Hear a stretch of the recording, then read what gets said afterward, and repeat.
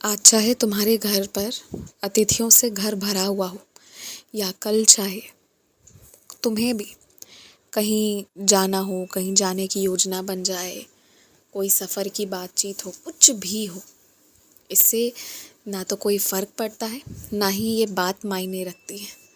तुम मेरी सेवा करने का, मेरे लिए कुछ करने का और साथ ही साथ अन्नदान करने का जो संकल्प किए हुए हो ना, वो हो रहा है।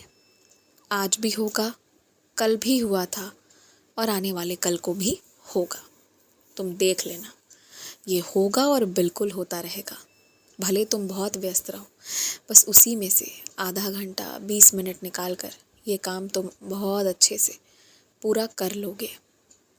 तुम विशेषकर जब चलते हो ना, तो अपने साथ ऊदी तो लेकर चलते हो। वो ऊदी तो तुम्हारे लिए है, जो तुम्हें कुछ भी होता है तो विश्वास है तुम्हारा, तो इसलिए ऊदी तुम्हारे शरीर पर तो काम कर जाती है।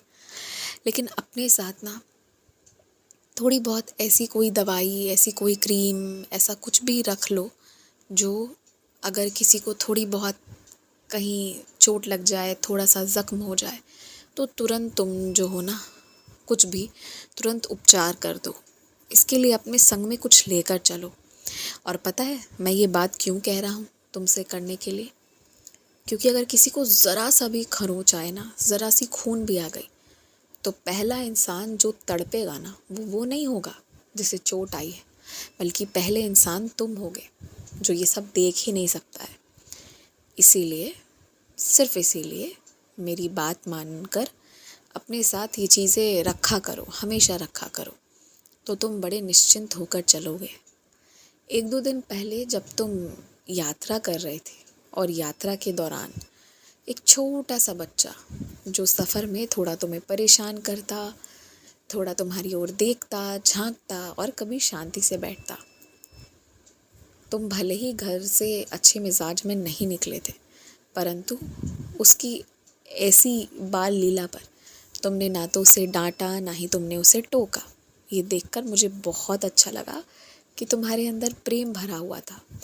और एक बात पता है, तुम जिस तरह से सफ़र में पेश आए हो, वो उस बच्चे की माँ के लिए भी बहुत आसान हो गया था।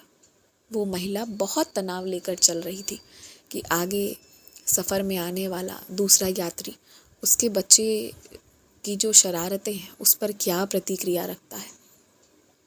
तो तुमने जो जैसे प्रेम से जो भी किया वो ठीक किया तुमने, अच्छा लगा मुझे। और मुझे एक और बात मालूम हुई कि तुम्हारे अंदर प्रेम बहुत है, ममता बहुत है, बस सही लोग नहीं मिल पाए जिन पर तुम ये वर्षा कर पाओ। एक आधा मिले भी हैं तो बातचीत उतनी नहीं हो पा रही है, परंतु मैं वादा करता हूँ ऐसे कई सारे लोगों को लाकर अब खड़ा कर दूंगा जो इसमें तुम्हारी मदद करेंगे कि तुमसे प्रेम लेंगे और तुम्हारे अंदर और प्रेम और ममता जागृत करेंगे। देख लेना। और हाँ, अपने बस्ते में रख तो लिए हो, पर देना मत भूल जाना जो उपहार तुमने लिया है। एक बात कहूँ, तुम जितना कमाते हो उससे ज़्यादा खत्म इसलिए हो जाता है क्योंकि तुम सच्चाई का सामना करने से भागते हो। तुम ठीक से समझ ही नहीं पाते हो कि तुम कितना खर्च करना चाहते हो। जब योजना बनाते हो तो बहुत कंजूसी से बनाते हो, और जब खर्च करते हो तो जितनी औकात है उससे बढ़ चढ़ कर करने पर उतर आते हो। तो मैं तुम्हें डांट नहीं रहा, पर मैं ये कह रहा कि सही योजना बनाकर चलो। तुम सच्चाई से भाग रहे हो। देखो, जो तुम्हें ऐशो आराम की आदत है, मैं ये नहीं कहता कि उसे हटाओ, परंतु उसका सामना करो ना कि हाँ, उतना देने में तुम्हें बुरा नहीं लगना चाहिए। जब आराम कर सकते हो, खुश हो सकते हो तो दो, उसके बदले पैसे दो और उसमें बुरा महसूस मत करो और बाद में अफसोस करके मत निकलो कि उफ़ इतना खर्च हो गया। ये बात ठीक नहीं है। बस यहाँ पर मुझे तुम्हारी बात थोड़ी सी चुभती है। और एक बात कहूँ, इंसान अपने आप को थोड़ा कम ही मान कर चले ना तो बेहतर है, क्योंकि हर व्यक्ति जो अपने आप को सर्वश्रेष्ठ समझता है उससे भी बेहतर कोई है।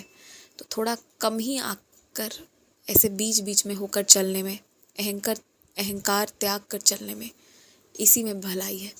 खुश रहो।